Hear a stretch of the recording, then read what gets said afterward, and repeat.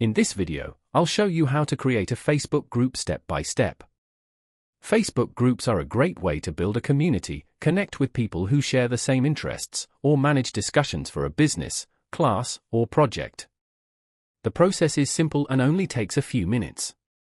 First, open the Facebook app and tap on the three horizontal lines in the top corner.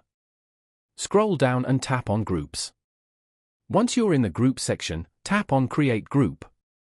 Now enter a name for your group.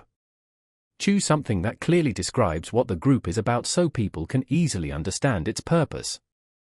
After that, select the privacy setting for your group.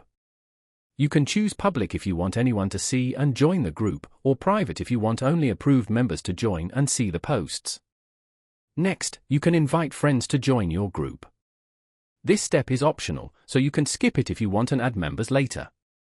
After that, tap Create Group, and your group will be ready. Once your group is created, you can add a cover photo, write a description, create posts, and start building your community. And that's it. That's how you can create a Facebook group step by step. If this video helped you, make sure to like the video and subscribe to the channel for more simple and helpful tech tutorials.